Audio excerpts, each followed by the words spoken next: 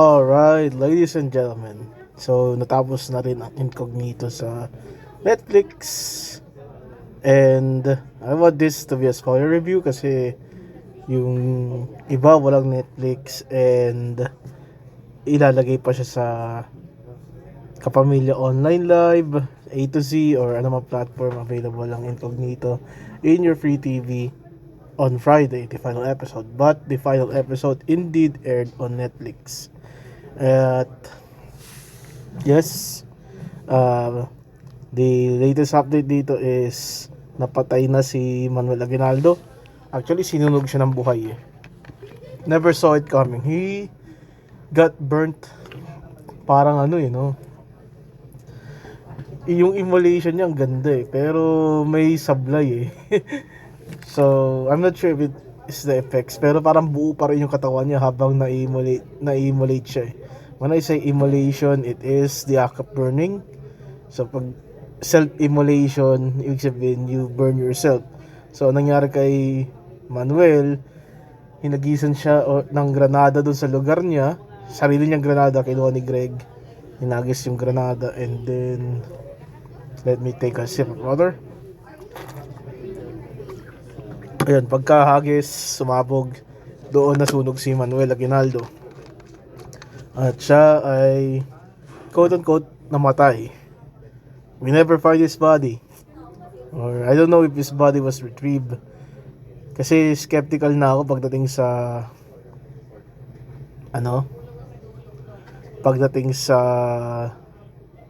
mga katawan after what happened later in the final episode. We'll talk about it. Ayun.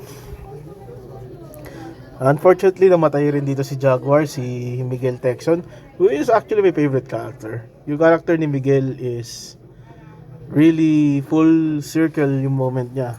He was like the most problematic man in the cast kasi he struggles with alcohol. Yan. But he is a family man, okay?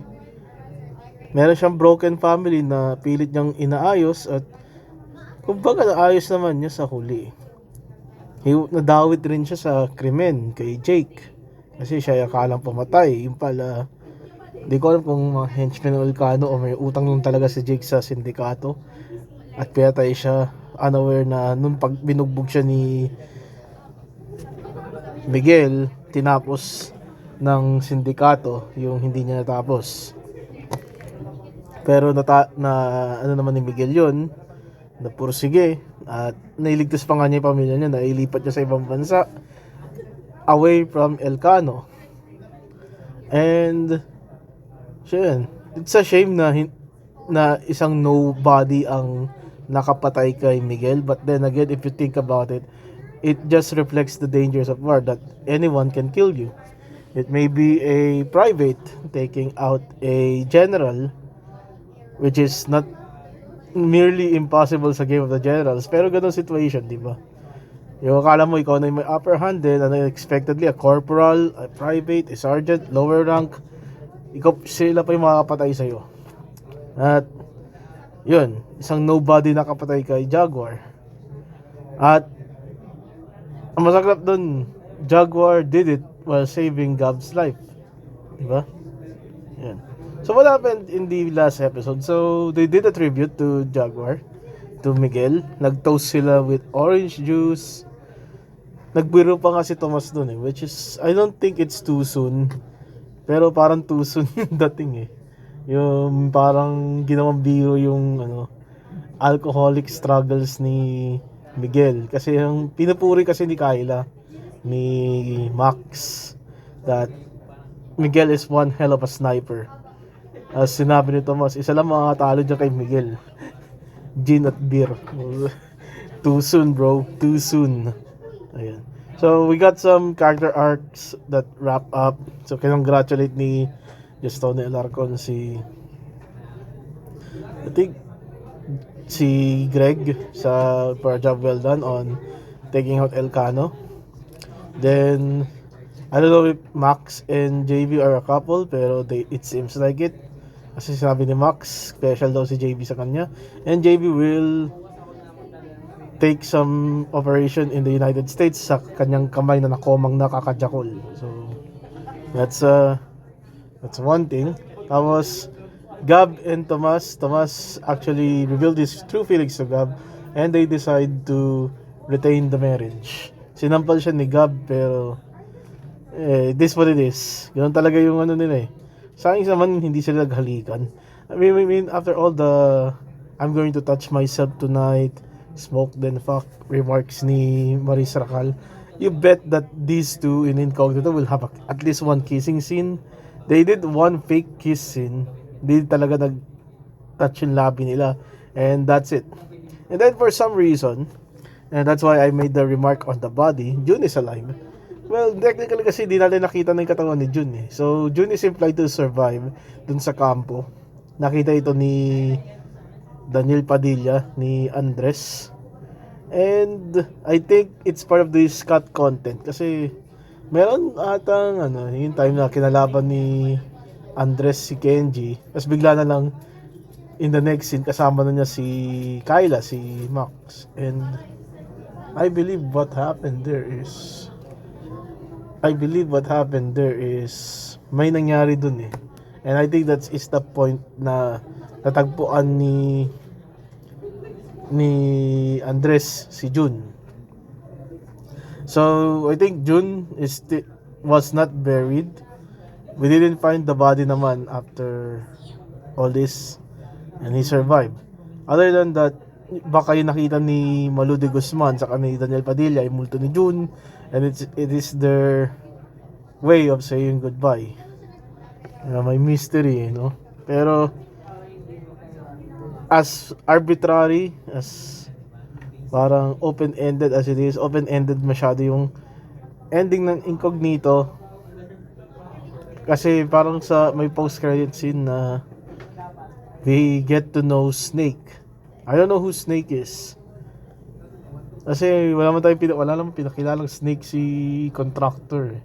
Pero I bet Snake is the information broker ni Contractor.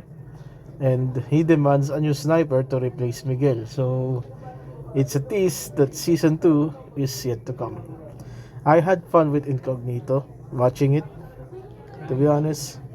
Kasi para sa akin ito yung magnum opus rin ni Richard Gutierrez. Following Richard Gutierrez career sa GMA, na-stuck sa mga babae, kina Angel Locsin. He wasn't really himself. He was stuck in this endless loop of women. At parang nahila pababa yung career niya. Even though it skyrocketed it, parang nalimit yung career ni Richard as a matinee idol.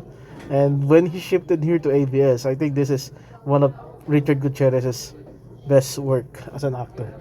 And it also became Baron Geisler's redemption arc, which reflected totally on his character as Miguel.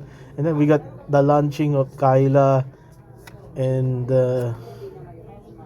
Brandon Jennings dun sa As Stars, and then Maris Racal, sort of a redemption arc after her cheating allegations, diba?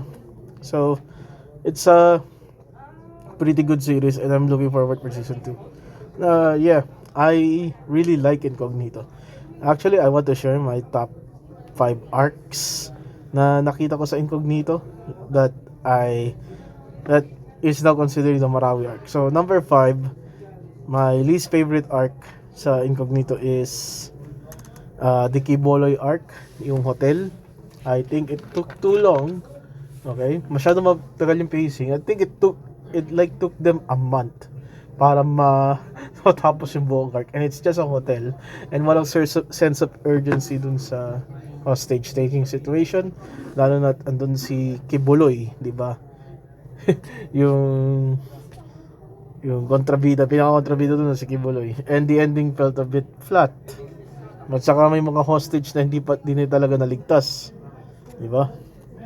Although the stakes are high, parang hindi pinakita ng squad na the stakes are that high kasi tagal nilang umaksyon eh. Number 4, and my favorite arcs in Incognito is yung kay Samuel Patel arc. It's the mountain. Now this is longer than the the hotel arc para sa akin, pero tama lang naman kasi nasa bundok sila pababa. Hindi sila confined sa isang space na hotel, which is really accessible. And maraming HVRG kasi pumunta pa sila Diamond Escalera doon. Dito, it's concentrated. The squad did their mission, and then pinag-isipan nila, kinuha nila yung pera ng drug lord at tataka sila pababa ng bundok. So, ang problema ko lang dito, ba't ang bilis sila pumunta sa paakyat pero pababa? Hindi. Diba?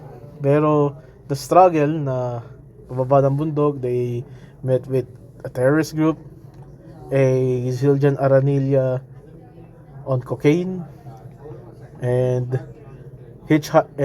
mountain hikers na greedy.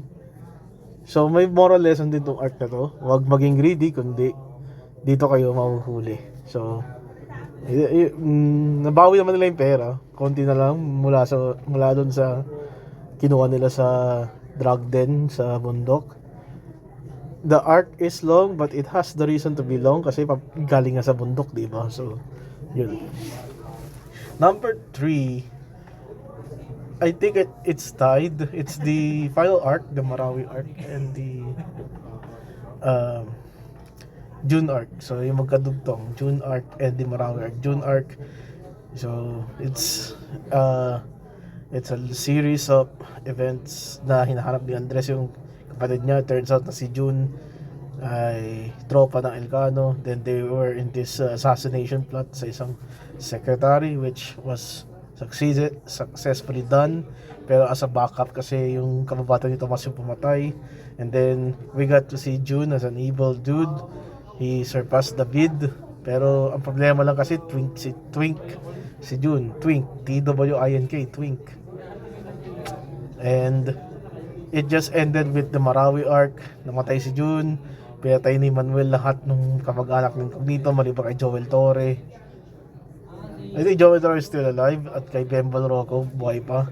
May sapusa talaga yun si Bembol yun. So it also explained very neatly bakit nabuhay, hindi na damay si Baron Geisler kasi hindi siya kasama sa Kaigen mission.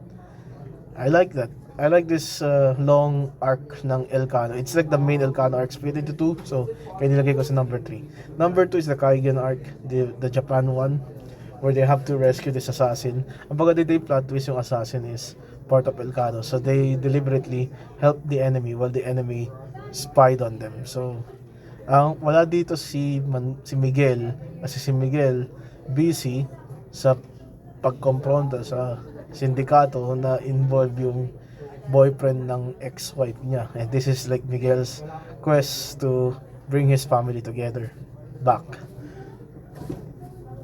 Kaigen is non-stop action against the Yakuza. Ang ganda eh. Yakuza versus a Filipino-Chinese assassin. Walang dull moment sa Kaigen arc. It's like, it's one of my action-packed. It's so action-packed talaga. And number 1 is the continuation of the first arc. I'm not a fan of the Escalera extraction arc because they look like noobs. But I like the one where they are in Italy, I think, or in Greece, or in, sabihin na natin, Southern Europe, where Timur Escalera is there. Andres has his ulterior motives on joining the group para malaman yung human trafficking. We get to meet Marita Marcoli, the best girl in the series. Then we get to meet, Marita was the best girl para sa akin until we meet the sniper na katrabaho ni Manuel. So, ayun. So, Escalera extraction, may chase scene. Then, dito yung quote, "No one gets left behind" ni Miguel, which is yung motto niya hanggang sa huli. It was cinema para sa akin. So, nung nakaalarating sila sa extraction point, alam na niligtas sila. It was so satisfying. Walang kung walang dull moments yung Kaigen arc, lalong lalo na ito. Kasi there is espionage, We get to have the complete squad with the dynamic of Gab and Tomas. Okay? We get a little bit of Gab's backstory. The Escalera extraction. Although it ended abruptly kasi napatay si Timur. Pero more importantly, I think the extraction of Timur Escalera for me is the best arc ng Incognito. Okay, that is what I am hoping for more in season 2.